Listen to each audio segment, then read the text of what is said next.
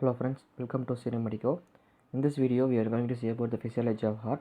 The subtopics we are going to discuss about are cardiac muscles, action potential, cardiac cells, and plateau potential, pacemaker potential, blood vessels, cardiac cycle, and regulation of blood pressure. Before going to the video, a small MCQ. What is the resting heart rate? What is athlete's resting heart rate, whether it will be tachycardia or bradycardia, and the heart rate of transplanted heart. Watch the full video and comment your answer in the comment box. First we can discuss about cardiac muscle.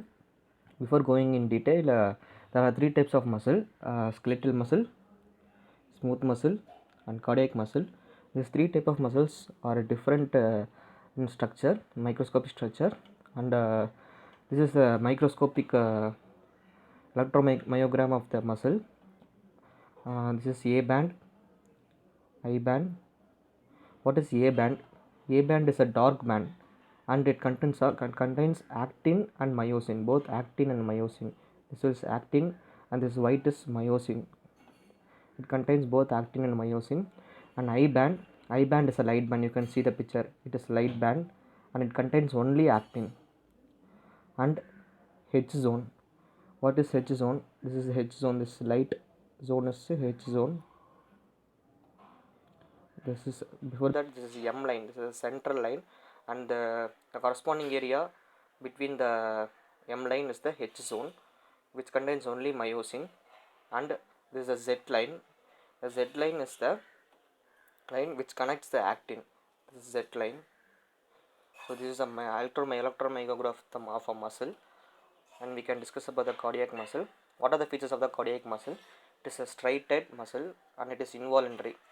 It get automatically involved in the action. It doesn't need any voluntary action, and it has extensive branching. So we can discuss about what is the use of extensive branching.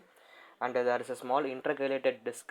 You can see the intercalated disc, and it is present in the Z line.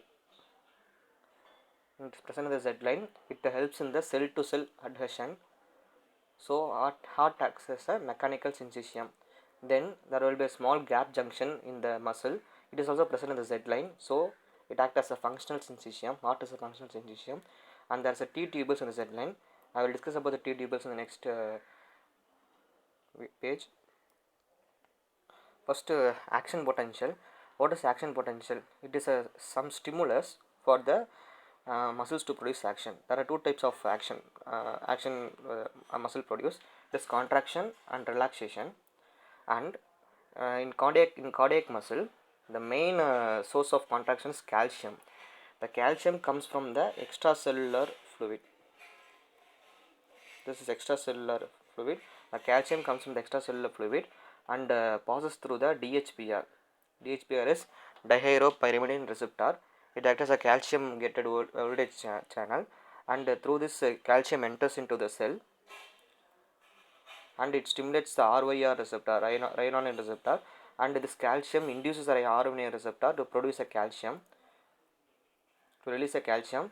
So an action is potential, and this is the T tubules. I discussed in the before page. This is the T tubules, and it is a sarcoplasmic reticulum. So the major source of calcium in cardiac muscle for the action potential is ECF. It is an important MCQ. And first it acts through a DHPR, dihydropyrimidine receptor, is a voltage gated calcium channel, and the calcium enters into the cell, and it stimulates the RYR receptor, and which releases the calcium and produces the action. And this is a small MCQ, important MCQ. The major source of calcium is ECF, discussed in the before page, and the calcium induced calcium releases by RYR receptor, we discussed. And next comes the relaxation. How does the relaxation occurs? For the relaxation, calcium from the sarcoplasmic reticulum. This is the calcium from the sarcoplasmic reticulum which produces the contraction. It should be removed. It is removed by circa. So the calcium removed by circa is transported into ECF. Again, it is transported back into the ECF. It is transported back into the ECF by calcium sodium antiport. And there is an inhibitory protein called phospholambin. It is an important MCQ which inhibits the activity of the circa. So if the circa is inhibited, there will be no relaxation. It will be in contraction regularly. So this is an important MCQs. Next we can discuss about the cardiac cells. There are two types of cells. One is contracted cells and conducting cells. Contracted cells, the name indicates, it is help in the pumping of the blood. And the conducting cells, SA node, AV node, bundle of which is and the bundle branches, right and left bundle branches, and Purkinje fibers. And everyone knows what is the pacemaker of the heart. It is the SA node, and the gatekeeper of the heart is AV node. It is important MCQ. Pacemaker of heart is SA node, and the gatekeeper of heart is AV node. And the fastest conducting cell, which is the fastest conducting cell, is Purkinje fibers. Purkinje fibers are the fastest conducting cells, and the slowest conducting cells is AV node. AV node. So there will be nodal delay. The nodal delay is 0.09 seconds or 1 second, because there will be no gap junction. So I discussed in the first page, the heart, the cardiac muscle is a gap junction. So there will be a fast contraction. So in AV node there is no gap junction. So there will be a nodal delay. This is the use of the gap junction in the cardiac muscle. Next is the plateau potential. The heart has two potential, plateau potential and the pacemaker potential. The plateau potential are produced by the bundle of his Purkinje fibers and bundle branches. These are the plateau potential. And the pacemaker potential is produced by SA node and AV node. We can discuss about the plateau potential. The resting membrane potential of the heart is minus 90 millivolt. I will discuss about the resting membrane potential in general physiology next video. We can discuss about the plateau potential. It is the resting membrane potential minus 90 millivolt. It has 5 phases. It has 5 phases: 0, 1, 2, 3, 4. The 0 phase. It is a 0 phase is the depolarization phase. What is depolarization is the sodium channel opens and the sodium gets influxed. It is a depolarization phase. Next is the repolarization phase. It is a repolarization phase 1. This early repolarization phase, the sodium channel gets closed, the potassium channel starts opening, and the potassium gets effluxed. This is the early repolarization phase. And important phases, one is plateau phase. 2. Plateau phase. In this phase, there is a potassium influx plus there is a calcium influx also. This causes a plateau phase. It is an important phase. I will discuss it about in detail.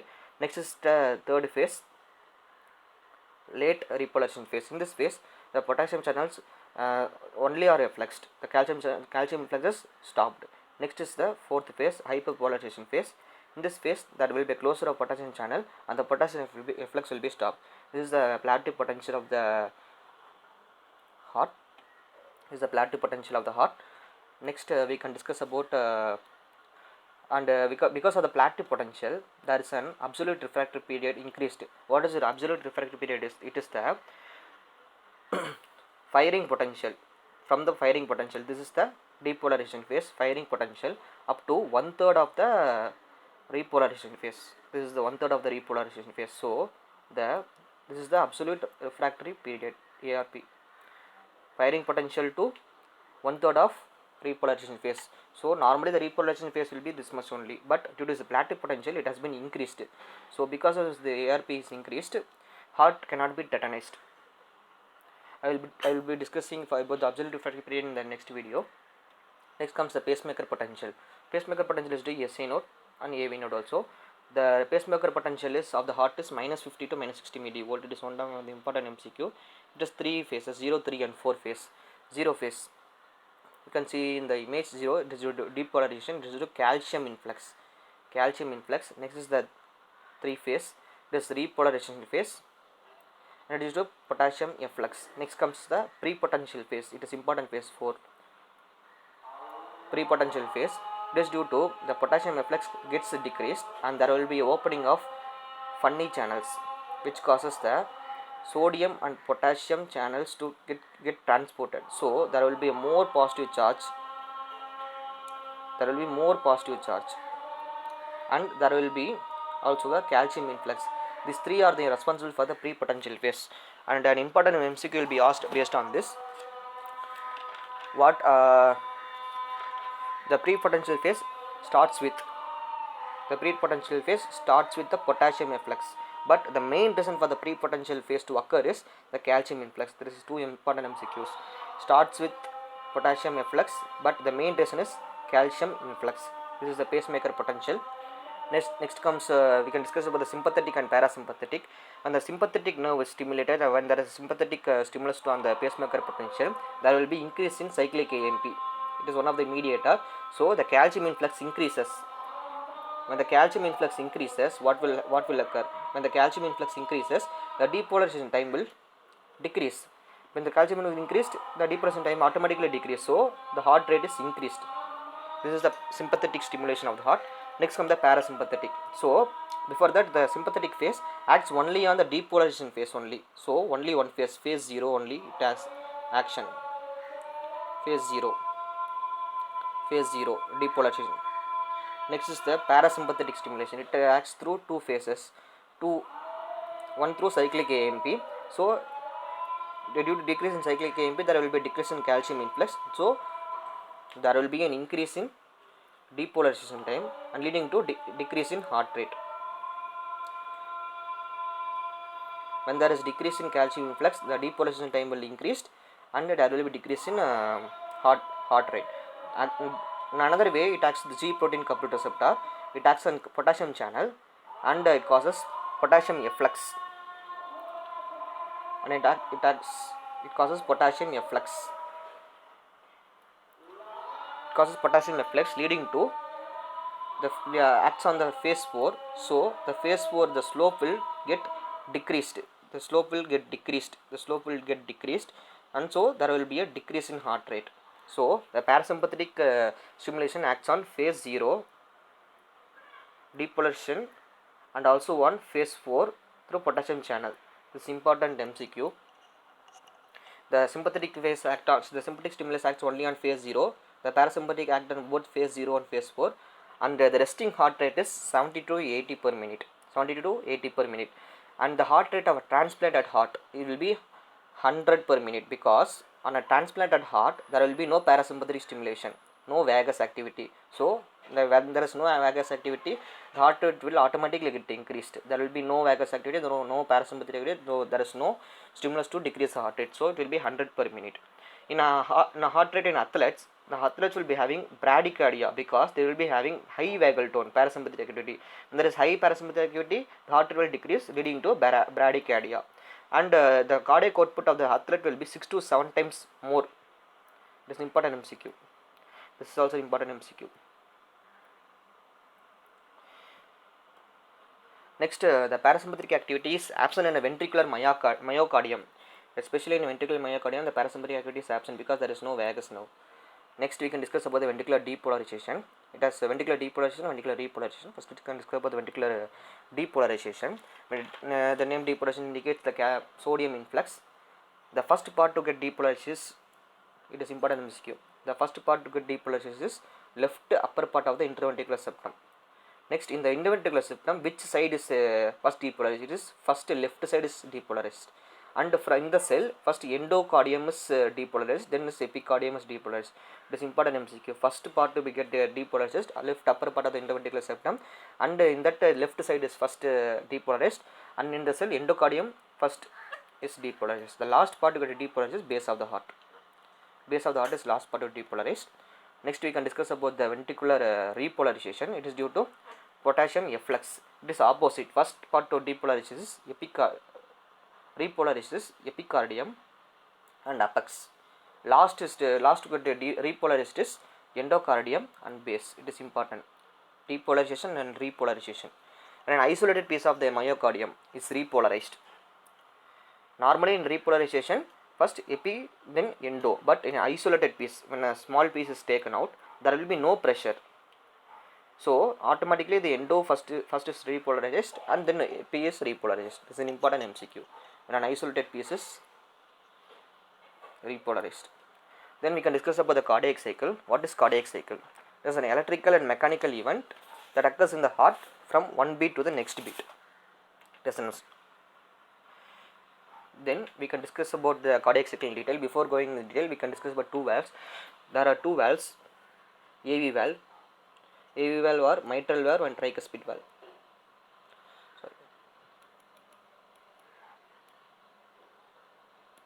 AV valve, mitral valve and tricuspid valve. This is tricuspid valve and mitral valve. Then is semilunar valve. semilunar valve, aortic valve and pulmonary valve, aortic valve and pulmonary valve. Then we can discuss about cardiac cycle. The time of the cardiac cycle is 0.8 second. It has two phases, arterial cycle and ventricular cycle. Arterial cycle 0.8 second, ventricular cycle 0.8 second. In arterial cycle, arterial systole or arterial diastole. Arterial systole is 0.1 and arterial diastole 0.7 seconds. The important is ventricular cycle. It has ventricular systole and ventricular diastole. The events taking place in ventricular systole are isovolumetric contraction and ejection phase, rapid and slow ejection phase. In diastole, isovolumetric relaxation and first rapid filling, diastasis and second rapid filling. We can discuss about in detail. First, we can discuss about the ventricular diastole. First, we can discuss about the ventricular relaxation, ventricular filling. Okay. First, the ventricle should be get filled. I discuss about the valve, mitral valve and tricuspid valve. Mitral valve, tricuspid valve. First, the blood comes and fills into the AV valve. AV valve is mitral valve and tricuspid valve gets open and the blood comes into the ventricles. It gets filled fully. In the ventricular filling, the AV valve opens, mitral valve and tricuspid valve opens and the blood comes into the ventricles and it is get filled. It is the end diastolic volume, the volume of blood in the end of the diastole. The volume of blood in the end of the diastole is end diastolic volume. It is around 120 ml. Then comes the ventricular systole. The ventricular systole first phase is isovolumetric contraction. Iso means same volume. So the blood has been filled in the ventricles. Now a phase called isovolumetric contraction starts. So in this phase, the mitral valve and tricuspid valve, AV valve gets open, closed. AV valve gets closed. AV valve is closed.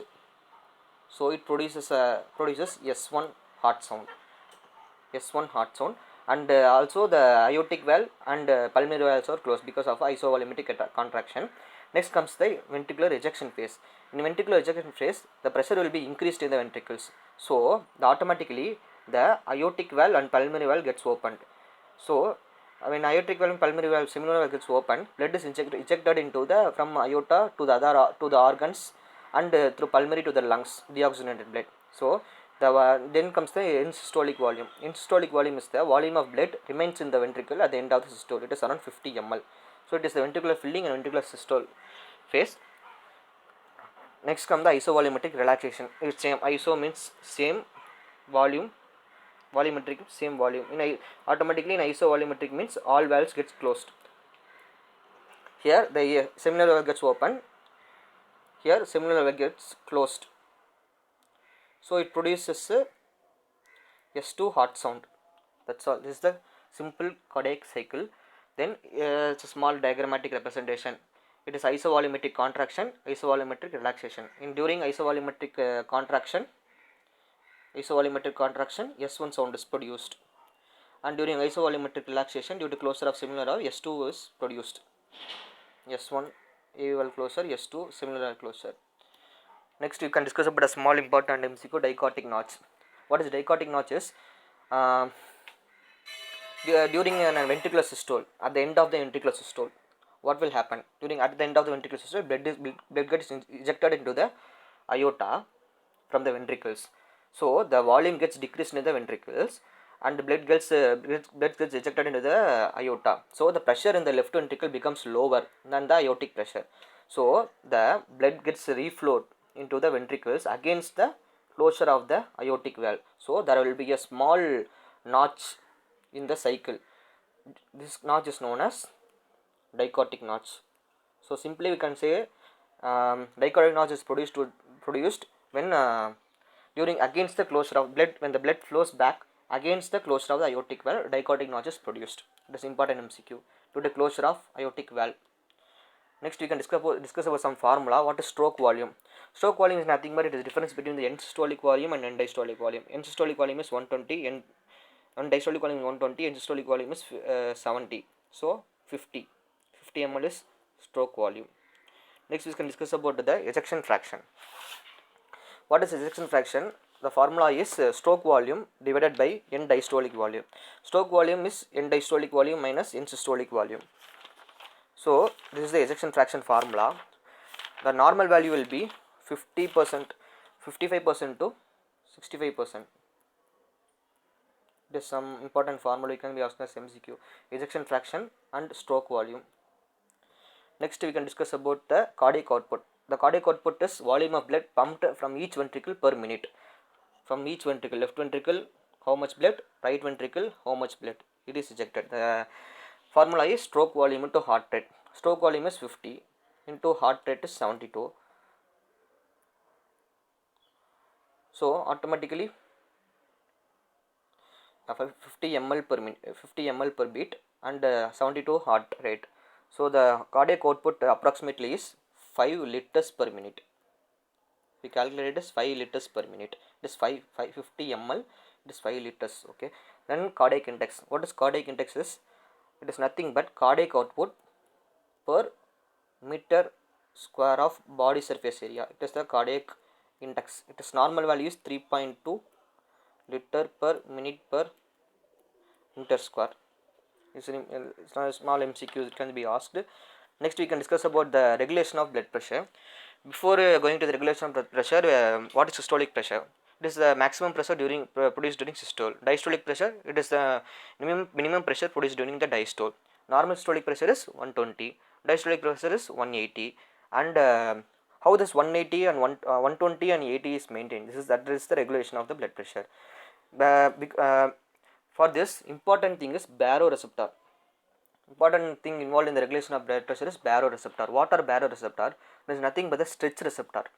When there is changes in the blood pressure, automatically this stretch receptor gets stimulated. Where this baroreceptor situated are at the external, at the carotid artery.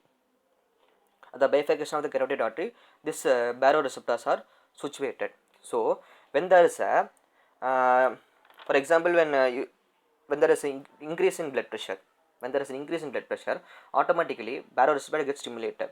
From that baroreceptor, vagus nerve, 10th nerve gets stimulated from the heart, and it stimulates the nucleus tractus solitarius, NTS, and the nucleus tractus solitarius stimulates the CVLM. What is CVLM?